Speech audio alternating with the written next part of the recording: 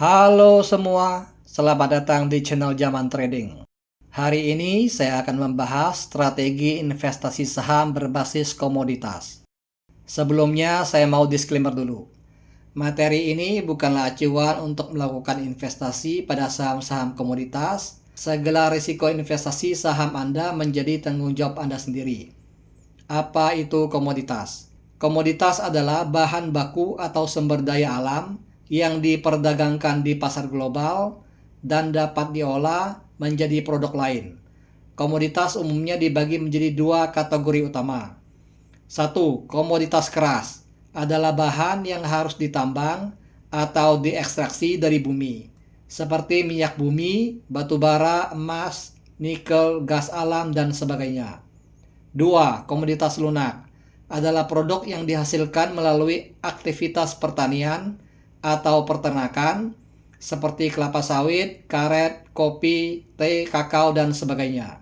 Indonesia sebagai negara dengan kekayaan alam yang melimpah merupakan salah satu produsen utama beberapa komoditas ini yang memainkan peran besar dalam perekonomian negara. Peran komoditas dalam perekonomian Indonesia. Komoditas menjadi pilar penting dalam perekonomian Indonesia, baik dari segi ekspor maupun sumber pendapatan negara.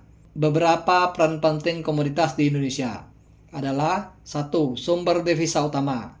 Banyak komoditas, terutama dari sektor pertambangan dan perkebunan, menjadi salah satu penyumbang terbesar devisa negara. Sebagai contoh, minyak kelapa sawit, batu bara, nikel adalah tiga komoditas terbesar yang diekspor ke berbagai negara. Penyerapan tenaga kerja, industri berbasis komoditas terutama perkebunan kelapa sawit dan karet dan pertambangan batu bara dan nikel. Menyerap jutaan tenaga kerja baik langsung maupun tidak langsung. Penggerak ekonomi lokal. Di banyak daerah seperti Kalimantan, Sumatera, dan Sulawesi, komoditas menjadi penggerak utama ekonomi lokal. Perkebunan kelapa sawit, tambang batu bara, dan nikel menciptakan pusat-pusat ekonomi di wilayah-wilayah tersebut.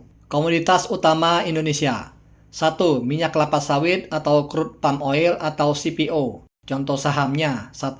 AALI, PT Astra Agro Lestari Tbk.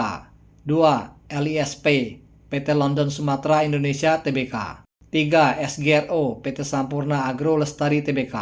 4. TBLA, PT Tunas Baru Lampung Tbk.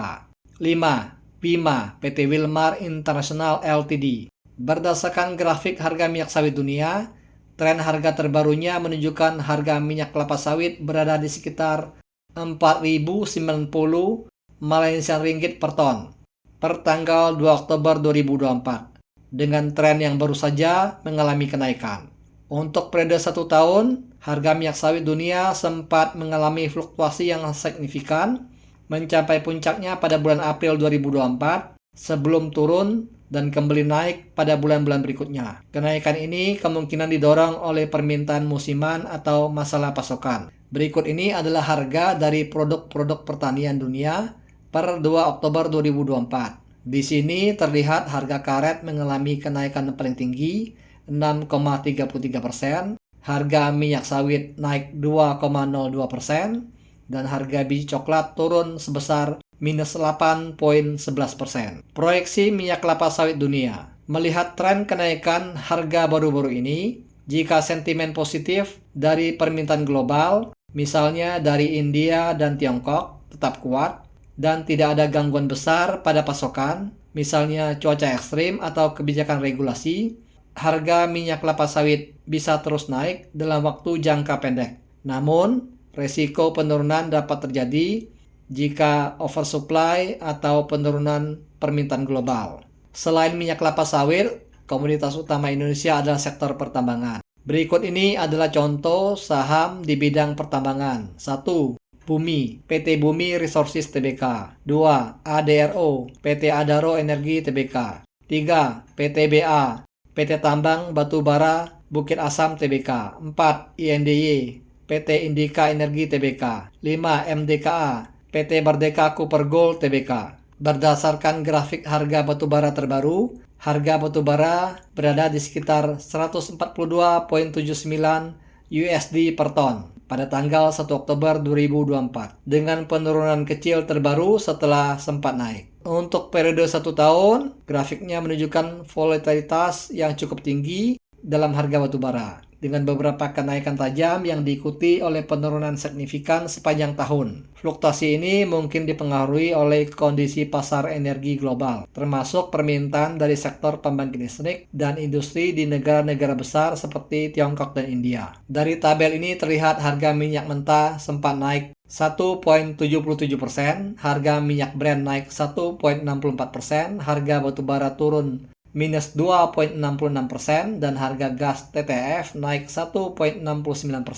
Proyeksi harga batubara dunia. Harga batubara diperkirakan akan tetap berfluktuasi karena ketidakpastian dalam transisi energi global dan kebijakan lingkungan yang semakin ketat. Namun, jika permintaan untuk pembangkit listrik yang menggunakan batubara masih tinggi dan ada kekurangan pasokan global, harga dapat terdorong naik lagi. Faktor geopolitik seperti gangguan di pasar energi internasional juga bisa memainkan peran penting dalam pergerakan harga ke depan. Investor di pasar saham harus memperhatikan fluktuasi harga komoditas jika mereka mau berinvestasi pada saham-saham komoditas. Kesimpulan: 1. Minyak kelapa sawit mengalami tren harga naik saat ini, kemungkinan bisa berlanjut dalam jangka pendek, didorong oleh permintaan global dan faktor cuaca. 2. Batubara. Harga batubara masih dalam tren volatile, namun tetap berpotensi naik jika ada peningkatan permintaan energi atau kendala pasokan global. 3. Perlu pemahaman terhadap siklus komoditas. Kapan bullish dan kapan bearish itu sangat penting. 4. Saat harga komoditas naik, biasanya saham-saham sektor komoditas cenderung menjadi incaran investor. Namun sebaliknya, saat harga komoditas turun, saham-saham komoditas seringkali terkena tekanan jual.